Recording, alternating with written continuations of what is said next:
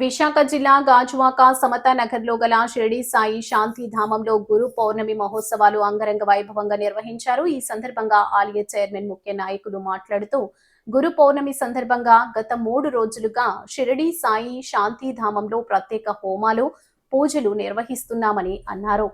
తెల్లవారుజాము నుంచి సాయినాథుడికి రుద్రాభిషేకంతో పాటు ప్రత్యేక పూజలు నిర్వహించామని తెలిపారు.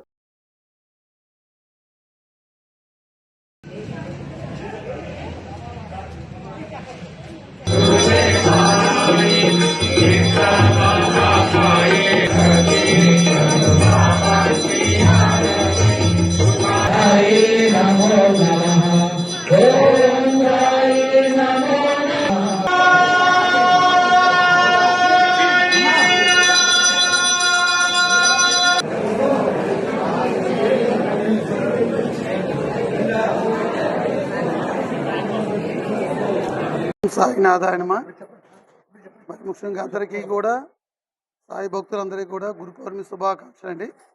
షిరిడి సాయి శాంతము సమతాన అంటే ఒక ప్రత్యేకత. ఎందుకంటే ఇక్కడ జరిగే ప్రతి కార్యక్రమం కూడా ఒక విశేషంగా భక్తుల్ని అలరిస్తుంది. మరి ముఖ్యంగా ఈరోజు గురు పౌర్ణమి సందర్భంగా చాలా ఎక్కువ మంది భక్తులు ఈరోజు స్వామివారికి అభిషేకం చేసుకున్నారు వాళ్ళ స్వహస్తాలతో.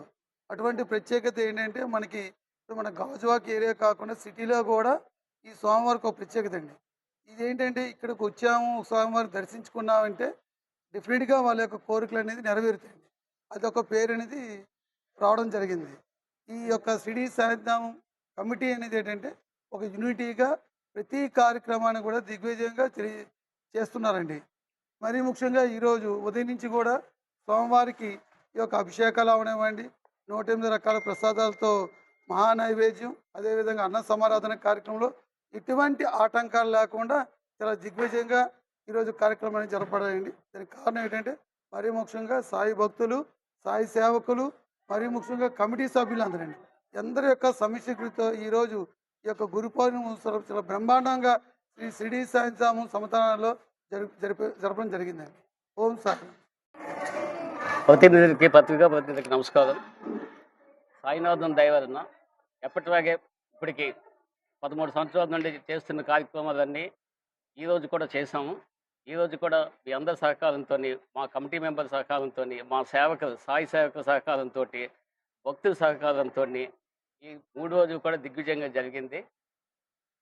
కొన్ని పరిస్థితుల వలన ప్రతి సంవత్సరం లాగా 5 రోజులు కాకుండా ఈ సంవత్సరం 3 రోజులకే కుందించాము కొన్ని కారణాల చేత. అంచేత ఏంటంటే ఉన్న దాంట్లో బాగా చేసామనిపిస్తుంది. భక్తులు కూడా బాగా రిసీవ్ చేసుకున్నారు. అయితే ఇక్కడ ఏంటంటే ప్రతి లక్షవారం కూడా అన్నప్రసాదం పెడతాము. మినిమం 500 నుంచి 800 మంది వరకు వచ్చి అన్నప్రసాదం తీసుకుంటారు. ఇది భక్తులు డొనేషన్ ఎక్కువ ఇస్తుంటారు. ఒకవేళ ఎప్పుడైనా భక్తులు డొనేషన్ ఇవ్వకపోయినా సరే కమిటీ మెంబర్సే గుడి సైడ్ నుండి అన్నదానం పెడతాము. ఇక్కడ ఏంటంటే ఇంకొక విశిష్టత, ఎవరిని కూడా తిప్పి అన్నం లేదు అయిపోయిందని చెప్పి పంపించాం. కడుపు నింపే పంపిస్తాం. ఇంకా 10 మంది ఉన్నారు కనుక మేము మళ్ళా బియ్యం వేసి వండించి అన్నప్రసాదం పెడుతున్నామండి. ఇదంతా సాయినాథుని దయ, మా సాయి సేవకులు, మా భక్తులు అందరూ కోఆపరేషన్తో ఇదంతా జరుగుతుంది. ఇదంతా నా ఒక్క గొప్పతనం కాదండి, మా కమిటీ మెంబర్స్, మా సాయి సేవకులు అలాగే అందరూ కూడా నాకు సహకరించి ఎంతో దిగ్విజయంగా చేశారు. ముఖ్యంగా మీకు కూడా కవర్ చేసినందుకు నా ధన్యవాదాలు తెలియజేస్తూ సెలవు తీసుకుంటాను.